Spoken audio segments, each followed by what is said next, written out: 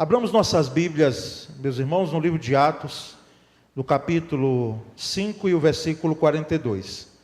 Atos 5, 42, nessa noite de celebração de ceia do Senhor, nós queremos aqui, então, deixar essa mensagem bíblica sobre aspectos da obra missionária.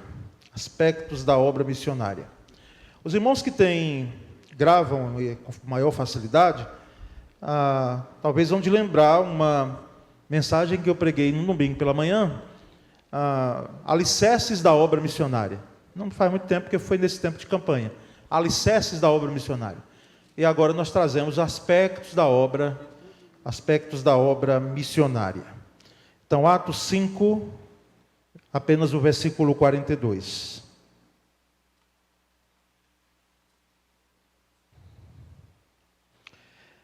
Diz assim: todos os dias no templo, de casa em casa, não cessavam de ensinar e de pregar que Jesus é o Cristo. Vamos ver juntos a versão da tela? E todos os dias no templo e nas casas, não cessavam de ensinar e de anunciar a Jesus Cristo. Então, meus irmãos, nós temos aí esse texto, que ele tem o seu contexto naturalmente. E o contexto desse texto é um contexto de perseguição natural naquele tempo, provinda não apenas de Roma aos cristãos, através dos seus imperadores, na sua grande maioria tiranos, não é? E que, embora as leis romanas, elas eram bem sólidas, mas para cidadãos romanos, não para povos dominados, como eram os judeus na sua própria terra. Então, nós temos esse contexto de perseguição pelo Estado, no caso Roma, e também nós temos no livro de Atos, como tivemos nos evangelhos, os segmentos religiosos do judaísmo, fariseus, saduceus, não é? Mais precisamente esses dois e também os escribas estavam sempre ali por perto, trazendo sempre uma implicação para o cristianismo. E então, diante desse contexto, a igreja ali, nós aqui já temos o dia de Pentecoste passado, né, que ocorreu no capítulo 2. Nós já temos o discurso de Pedro, que foi mais do que um discurso, foi uma pregação, onde cerca de 3.000 almas, depois 5.000 almas foram alcançadas pela graça de Cristo. E agora nós temos então a resposta da igreja a essa perseguição. A resposta da igreja. E se os irmãos puderem ler os versículos anteriores, vão notar que essa resposta da igreja é de fato a resposta que está incluída nesses três aspectos que nós vamos destacar nesse momento como aspectos da obra missionária. É uma resposta da igreja. Então, o primeiro ponto a se destacar nessa resposta é a constância na obra missionária. A constância, a perseverança, a persistência na obra missionária. Percebemos que a frase do versículo 42 começa dizendo: e todos os dias, e todos os dias, então, a igreja ali, ela estava em ação, uma ação persistente, constante, não é? E isso indica a regularidade, a perseverança dos apóstolos, e não apenas deles, mas também ali daqueles que estavam fazendo parte da igreja primieva, não é? Daquela igreja que não era mais de 12, que não era mais de 70, que não era mais de 120, que não era mais de 500, não é? Já era de milhares que ali estavam reunindo, não é? Então, essa perseverança, essa regularidade em cumprir a missão, uma persistência em cumprir a missão, e uma dedicação diária, algo diário, cotidiano, constante, não é? Então, esse é um primeiro aspecto a ser destacado. Porque em Atos nós vemos que a igreja não parou a sua missão. Ela não pausou, a sua missão, mesmo diante da perseguição instaurada. Ela não parou, ela continuou. Então, é importante se destacar isso, porque da mesma forma, porque a missão nós continuamos, pela graça e misericórdia de Deus, nesse tempo para nós também não devemos jamais pensar em parar essa missão, em pausar a missão, seja por qual motivo for. E hoje as questões não são nem externas, irmãos.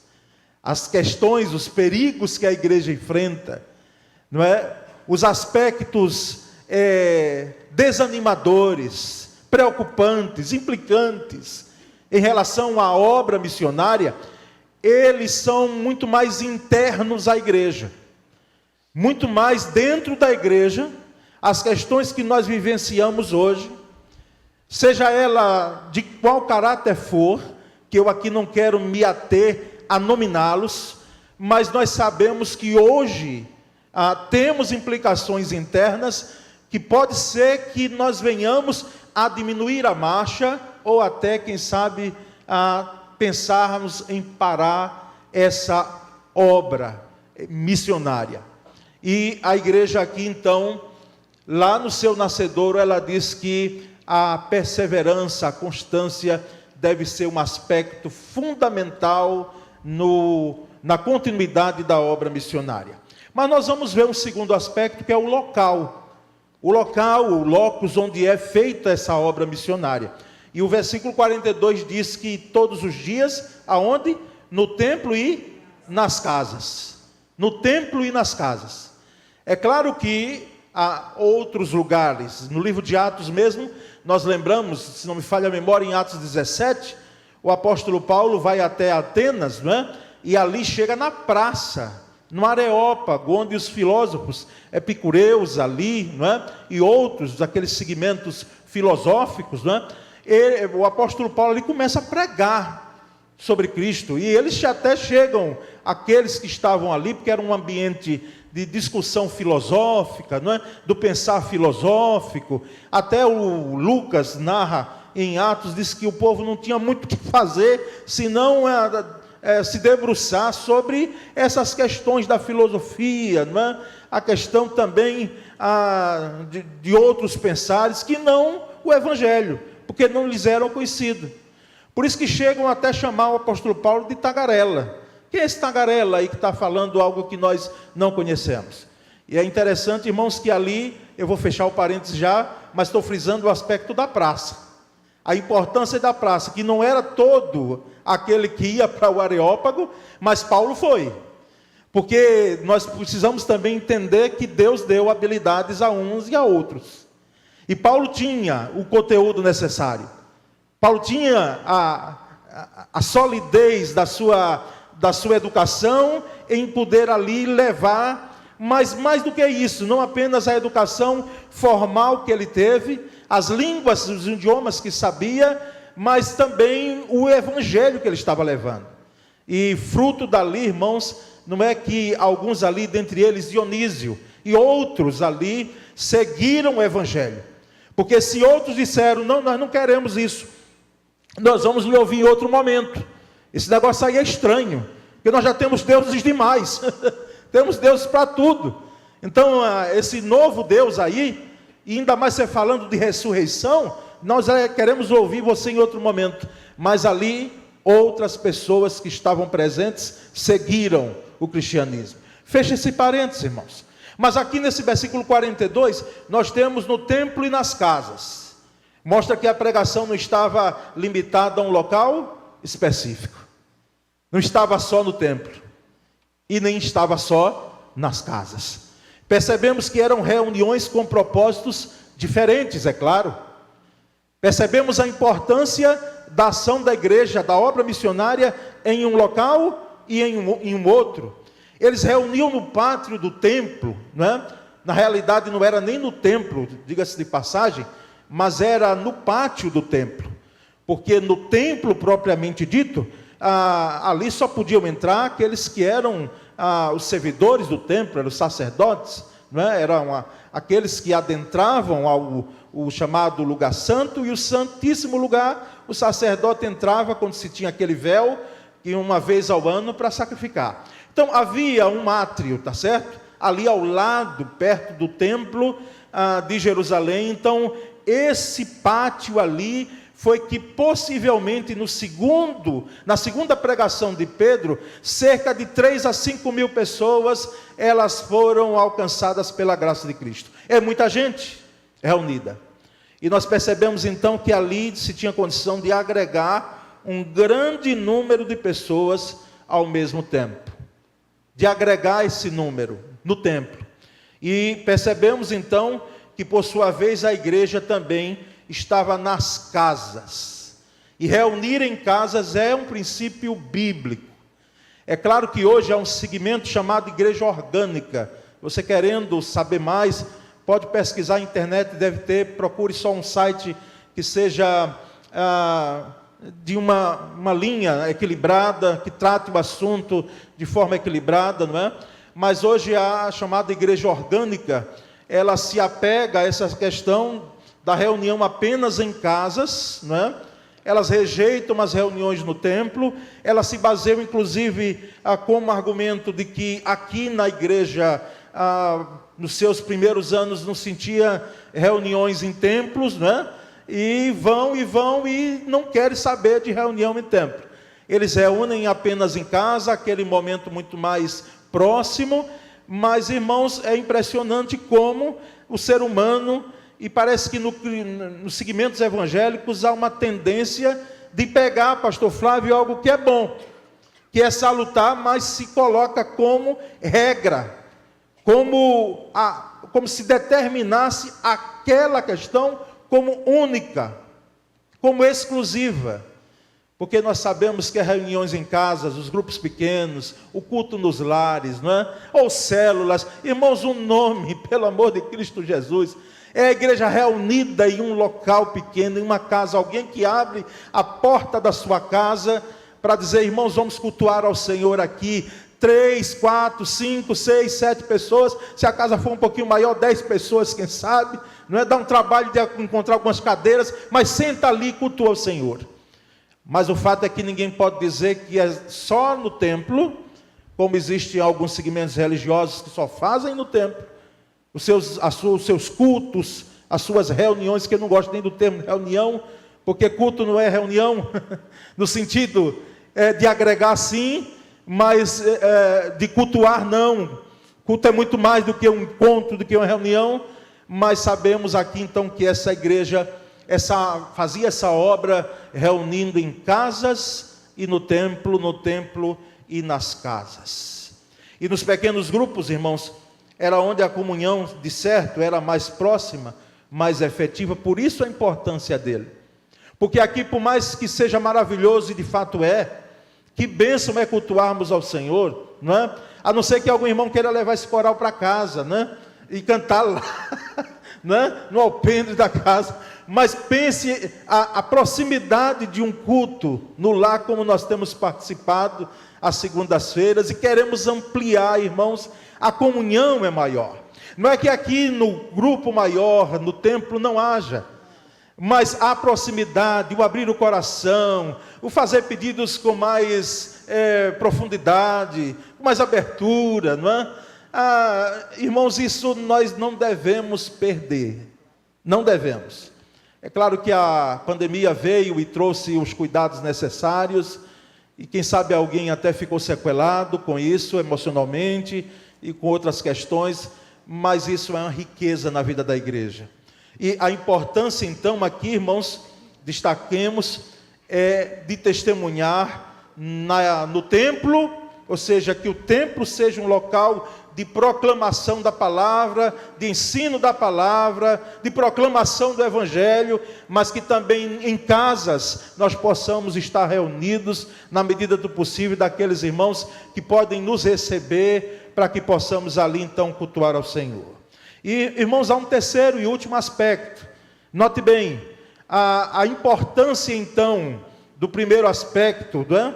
que é a persistência da igreja, a resposta da igreja persistente diante da perseguição, o local onde é feita essa obra.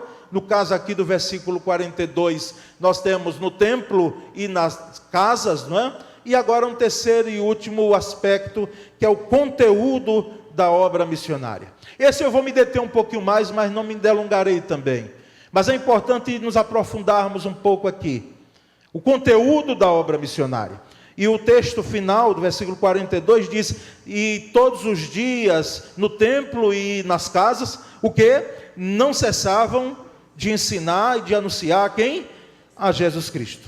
Não cessavam de ensinar e de anunciar a Jesus Cristo. Então havia perseverança em ensinar e anunciar o Evangelho. Perseverança em anunciar e ensinar o Evangelho. Dois pés aqui, dois fundamentos. Quando pregamos sobre alicerces da obra missionária, nós tínhamos ensino, aliás, pregação, ensino e cura. Lembra os irmãos? Que era o tripé do ministério de Jesus. Não é? Pregação, ensino e cura. E aí nos debruçamos sobre a questão da chamada e vocação. Porque o próprio Cristo, vendo a necessidade, naquela mensagem pude expor, da seara sendo grande, poucos ceifeiros, ele disse: roguem ao Senhor da seara que expulse, mande, porque a versão ali do grego é equibalo, ou seja, expulse, que eles sejam empurrados, não é? Para fazerem a obra missionária. Então aqui nós temos então essa importância do ensino e da pregação novamente. E não é isso que faz parte do que nós chamamos de grande comissão? Em Mateus 28, 19 e 20, quando Jesus disse: indo por todo mundo pregar o Evangelho, né?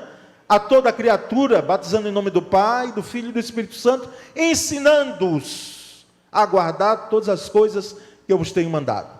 Percebemos então, irmãos, que não devemos desanimar, mas prosseguir levando a preciosa semente através do ensino das Escrituras, através do ensino do Evangelho, ensinar o que Jesus é e o que Jesus faz, ensinar as doutrinas que pertinem ao cristianismo, que é muito mais do que uma religião, porque já dizemos aqui e reiteramos, sim, cristianismo é uma religião, mas nós não seguimos, não é, o aspecto da religiosidade, não. Nós seguimos a uma pessoa que é Deus, plenamente homem, plenamente Deus, que é Jesus Cristo, e esse ressuscitado. Então para nós cristianismo é seguir as pegadas do Mestre, do Cristo. E percebemos então que através desse ensino, irmãos, e convenhamos, nós temos a escola bíblica dominical, não é? No nosso caso aqui, duas, uma 8 horas e outra 10h30 no domingo. Outras igrejas reúnem em outros horários, não importa, às vezes até em outros dias, não é dominical, é outro dia. Mas o importante é que se tenha espaço para estudar Bíblia, e só Bíblia. É claro que nós podemos fazer conexões do ensino bíblico com as outras vertentes, mas isso nós podemos fazer um estudo secundário, ou alguns outros temas em outro local, mas a EBD, a escola bíblica, é para se estudar a Bíblia, é para ensinar Bíblia, porque sabemos, irmãos, a importância, e lamentavelmente nós falamos aqui, porque não é que temos ouvido, é que temos visto. Algumas igrejas, elas fazem até 4 cultos por domingo. Tem 2 cultos de manhã, 2 cultos à tardinha, ali, tardinha para a noite, mas não tem espaço mais para a escola bíblica dominical. Igrejas históricas, irmãos, estão abrindo mão, movidos, é claro, por sentimentos de crescimento, não é? Porque às vezes alguns chegam com argumentos e dizem: mas eu faço parte da EBD, eu mesmo diria, quantos anos? Não é? Eu já faço parte da EBD há não sei quantos anos, mas nada novo. E de fato, quem está atrás de novidade em relação ao Evangelho, é bom repensar. Porque o Evangelho, ele é novidade no sentido de se renovar diariamente em nossas vidas, mas não há um interesse no conteúdo da obra missionária, do conteúdo do Evangelho, de trazer algo novo.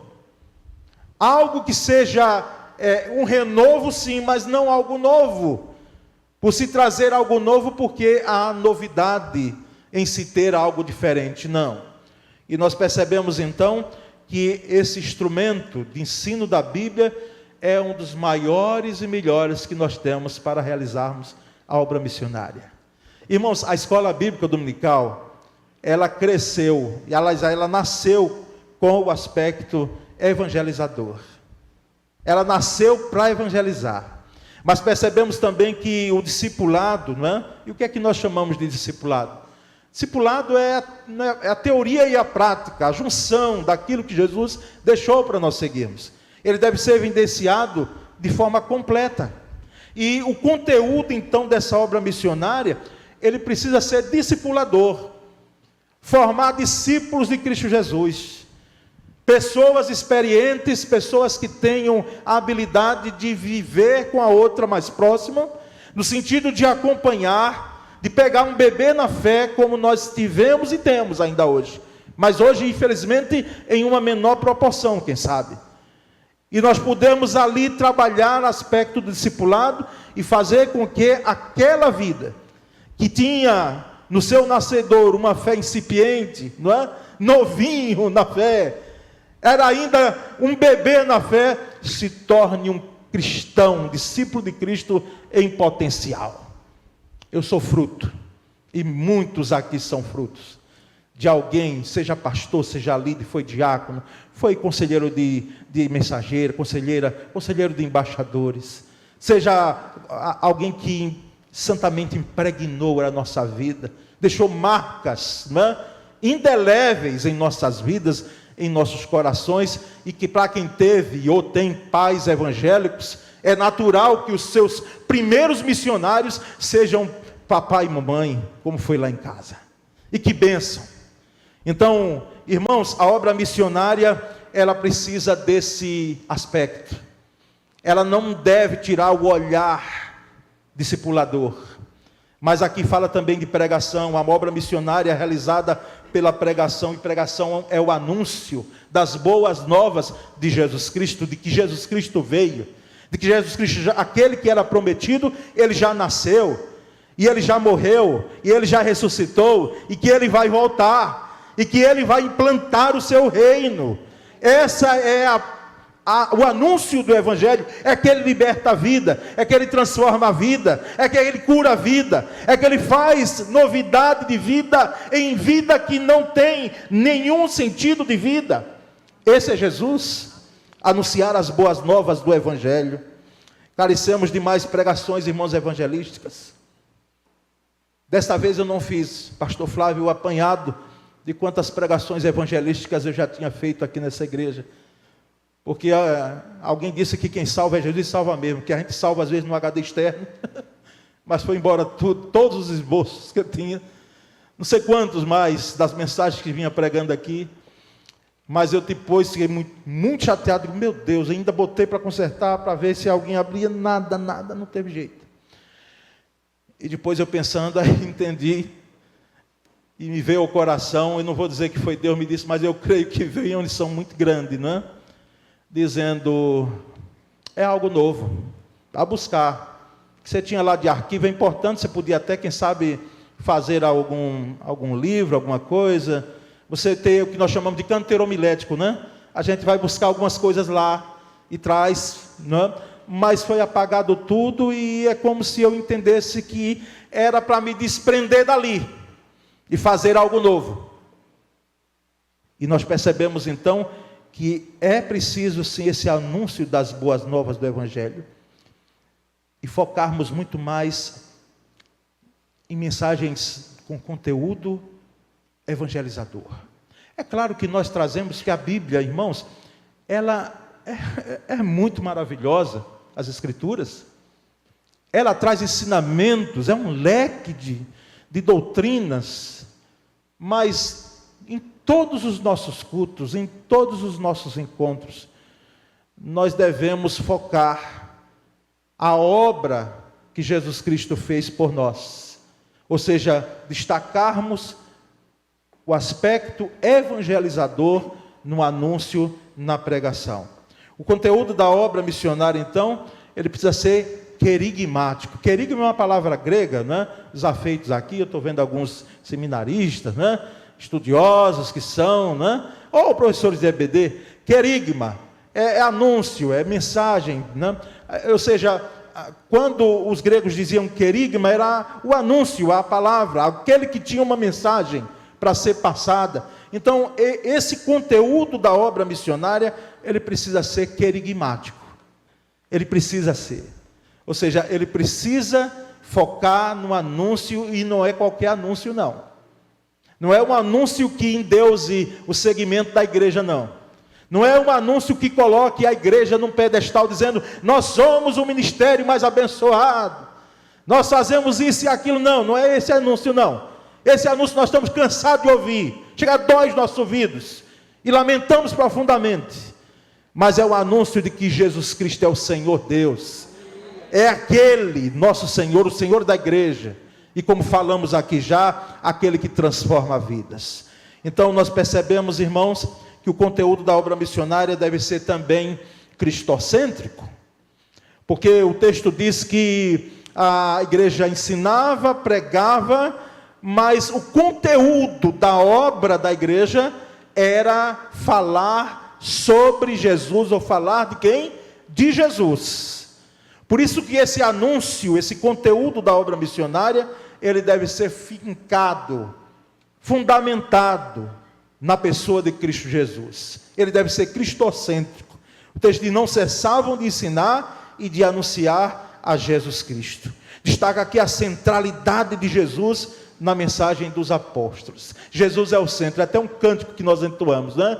Jesus, tu és o centro, nada se compara a ti, porque de fato, se alguém pode aqui, por favor, não entenda de forma equivocada, e onde é que fica Deus Pai? E onde é que fica o Espírito Santo, que é Deus? Meus queridos, nós precisamos entender que o Espírito Santo, que inclusive está aqui conosco, porque foi esse enviado por Cristo, está presente aqui, mas foi Jesus Cristo que veio com a missão de redimir. Foi Ele que veio nos mostrar quem é Deus. Por isso que a pregação, o ensino, a vida da igreja deve ser fincada em Cristo Jesus. Se Cristo, meus irmãos, não for o tema da obra missionária, gravemos bem isso. Se Cristo não for o tema central da obra missionária, a nossa obra, ela é ineficaz. Nós vamos ter bons ajuntamentos, nós vamos ter boa música, nós vamos ter bons pregadores que falam muito bem, nós vamos ter bom de tudo, mas se Cristo não for pregado, proclamado, nossa obra será ineficaz. Por isso que os segmentos da igreja, os ministérios que nós temos, tudo nós devemos fazer com o foco em glorificar a Cristo Jesus. Em glorificar a Cristo Jesus. É lamentável quando alguém está diante de um ministério ou de uma igreja e que ela quer que apareça o nome dela. Quer que apareça. A figura dela seja proeminente. Isso está fadado a insucesso, vai acabar. Por quê? Porque pode até persistir por um tempo, mas a Bíblia é muito clara, a Escritura, desde a antiga aliança, de que Deus não divide a glória dele com ninguém. Nós servimos e devemos servir muito bem, com excelência, não é procurar excelência, embora falhos somos, mas para que Jesus seja glorificado, para que Jesus seja o centro. E aí, irmãos, nós trazemos algumas considerações finais, 3 delas, e eu quero deixar com a igreja do Senhor nessa noite que fechamos, encerramos a nossa campanha de missões estaduais, e também temos a celebração de ceia do Senhor, deixada pelo Cristo. Primeiro, assim como os apóstolos, nós devemos ser constantes em nossa fé e testemunho, independentemente das circunstâncias. Assim como aqueles primeiros irmãos lá, nós precisamos ser firmes e constantes, independentemente das circunstâncias. Sobre perdas, sobre dores, sobre vitórias, independentemente de circunstâncias. Eu lembro do hino do nosso cantor cristão, não sei quantos lembram dele. Eles tantos que corriam bem, já não mais contigo vão.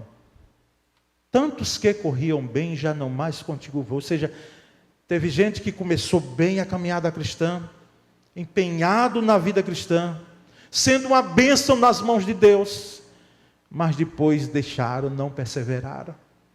Por isso que nós cremos, irmãos, que essa obra missionária, ela deve ser feita, como diz lá o Salmo 126. Às vezes é chorando, é lamentando, é com dores, é semeando a semente, com dor, com lágrimas, para que possamos entender que vida cristã, obra missionária, nós fazemos independentemente das circunstâncias. Independentemente das circunstâncias. Estava ouvindo ainda ontem, a 12 de agosto, está fazendo 75 anos, presbiteriana, 12 de agosto. E aí, já por à noite, eu peguei a transmissão do culto, o reverendo Messias Anacleto, pregando, e ele na sua mensagem de ontem, né, eu vendo pela internet, tem coisa boa. E ele dizendo que ele percorreu o mundo, aqui alguns conhecem, reverendo Messias Anacleto, faço menção, porque eu fiquei impactado com aquele negócio que ele falou. De um desses irmãos nossos, num local de perseguição, num lugar de instrução que essa pessoa estava, e ele estava ali tendo acesso, e ele diz àquela pessoa, aquele líder, aquele pastor, que voltaria para o Brasil para pedir oração, para que ele fosse liberto dali, daquele lugar. E aquele líder, aquele pastor disse para ele, pastor, não faça isso não. Não faça isso não. E ele disse, por quê? Aí ele até a expressão, eu estou achando que você está ficando lelé. Você está pensando bem quando você está aqui? Eles não façam isso não orem não, porque aqui eu estou tendo a oportunidade de pregar o Evangelho. Aqui eu estou tendo a oportunidade de pregar o Evangelho, independentemente das circunstâncias. Aí a gente entende Paulo fazendo culto em prisão, sabe, cantando com Silas. A gente entende assim. Não há, irmãos, relatos tantos no livro de Atos, mas você tem a dimensão de quantas pessoas, pelo ministério dos apóstolos, de servos do Senhor, de uma Dorcas, costurando, não é? Abençoando gente sem estar na frente de um púlpito, ou atrás de um púlpito, mas abençoando vidas. Quantos foram impactados? Então, assim como os apóstolos, devemos ser constantes em nossa fé e testemunho independentemente das circunstâncias. Primeira Igreja Batista de Aracaju, não cesse a sua marcha. Não vamos parar. Com ousadia, com sabedoria, porque é preciso, porque às vezes a gente quer que as coisas sejam feitas ao nosso sabor e nosso tempo. Muitas vezes nós queremos fazer como nós entendemos que deve ser feita a obra, e não é. Tem gente que pode lhe ouvir 200 vezes a pregação do Evangelho, mas isso não vai significar de que você deve parar, ou você deve até mudar, quem sabe, a estratégia, e pedir sabedoria ao Senhor, porque é uma questão de sabedoria, de bom senso, de prudência, de dependência de Deus. Segundo, devemos aproveitar todas as oportunidades para compartilhar o Evangelho. Todas as oportunidades. Por isso que tem essa coisa, não sei se hoje está assim, porque às vezes a gente tem receio de falar com as pessoas, né? Mas a ideia de que crente era grudento. Por quê? Porque ele via, ele queria logo falar do Evangelho. Queria falar do Evangelho, queria falar do Evangelho, queria falar do Evangelho. E nós devemos compartilhar com a nossa vida, mais do que com a fala, embora falar é importante, não é? Nós entoamos aqui, fala e não te cales, mas viva aquilo que você fala, porque senão aquilo que você fala, se não está em consonância com o Evangelho, não vai adiantar nada, vai ser de boca para fora, mas nós precisamos aproveitar todas as oportunidades para ensinar, pregar e fazermos a obra missionária. Terceiro e último, nossa mensagem deve ser sempre ter Jesus como centro de nossa mensagem e vida. A nossa mensagem, o nosso discurso, a nossa pregação, o nosso ensino, a nossa vida tendo Jesus como centro. O centro é o nosso Senhor. Então, irmãos, vamos continuar essa obra missionária. A campanha passa e termina, está terminando hoje. Mas a obra missionária continua. A obra missionária deve continuar não apenas externamente a nós, mas internamente. Por quê? Porque nós estamos em construção a cada dia.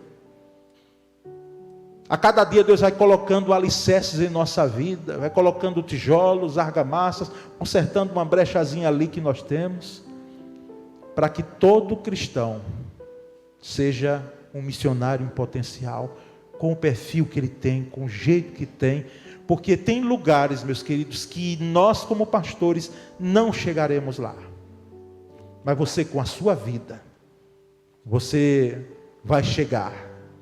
Então quero deixar aqui essa palavra, e que a graça de Deus continue sobre nós, nos dando cada vez mais um amor missionário, um ardor missionário. Nosso coração continue queimando por fazermos a obra de Cristo. Amém, meus irmãos? Amém. Vamos orar então, nos preparando para a celebração de ceia do Senhor nessa noite tão singular. Ó Deus bendito, muito obrigado. Muito obrigado porque a obra é tua.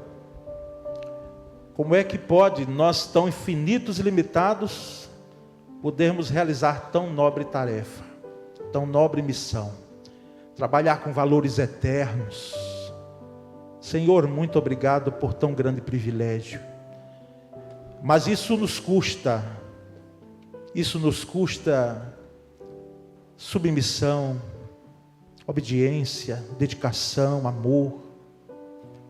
E nós, ó Deus, te pedimos então essas bênçãos sobre as nossas vidas, sobre a nossa igreja.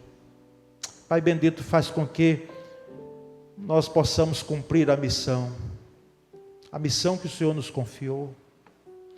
Nós queremos sim cumprir essa missão na dependência do Teu Espírito Santo.